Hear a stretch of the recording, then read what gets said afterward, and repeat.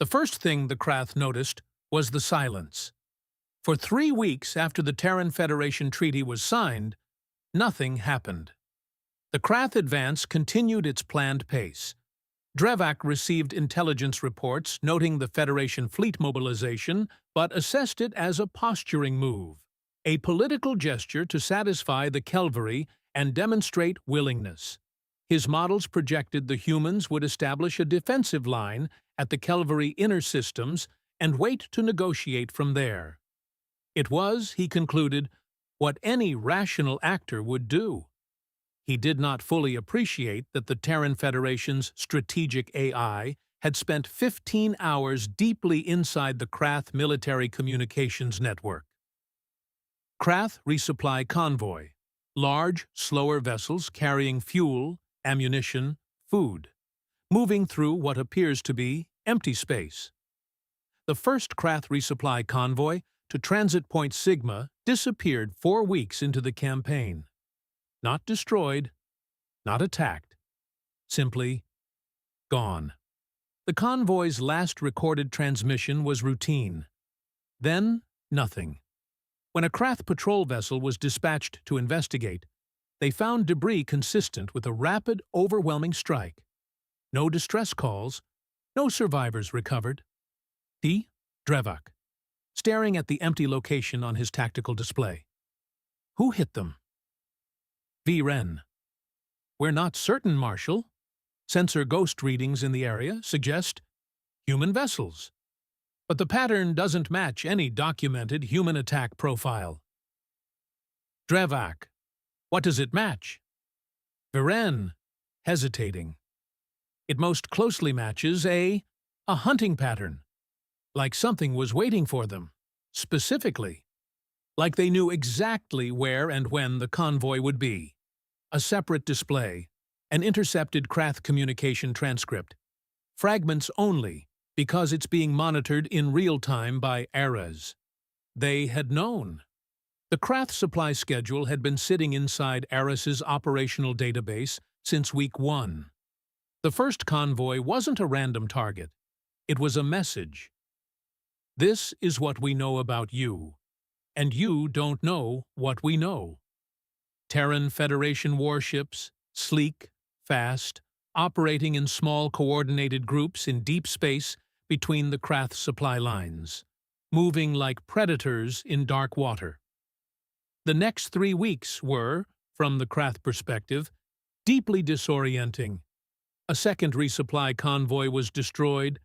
Then a communication relay station that had been functioning perfectly for months suddenly began broadcasting corrupted navigation data that sent a Krath support fleet to the wrong coordinates by 11 light hours.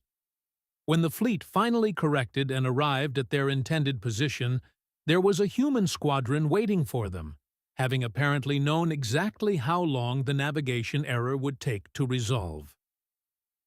One of Drevak's senior fleet commanders received a private communication on a personal channel that was supposed to be completely unknown to any external party, containing a complete record of his private orders from Drevak for the next 2 weeks, with a simple note attached.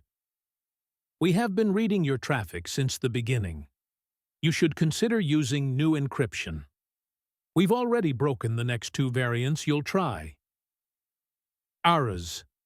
Drevak at his command station, standing very still, staring at a tactical display that is now showing his carefully planned advance, dissolving in ways that don't follow any military logic he's ever encountered. Drevak, quietly to Vren. They're not defending. They're not building a defensive line. They're in our systems. They're in our communications. They're hitting us in places we never expect. Vren, Grand Marshal. We've received word from Fleet Beta. 2 of their logistics vessels have been destroyed at Waypoint 14, and we've received intelligence suggesting human special operations teams have infiltrated the labor processing facility at Krath Station 14, the one holding the Kel'vari civilian captives. Right. Drevak, speaking slowly. That station is 40 light-years inside Krath territory. Vren. Yes, Marshal, it is. Krath Station 14. A massive facility. Inside, Kel'vari prisoners.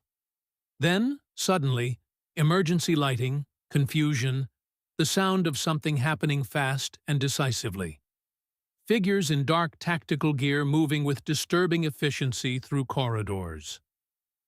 Operation Deep Shepherd was a special operations mission that the Terran Federation never officially confirmed for 12 years.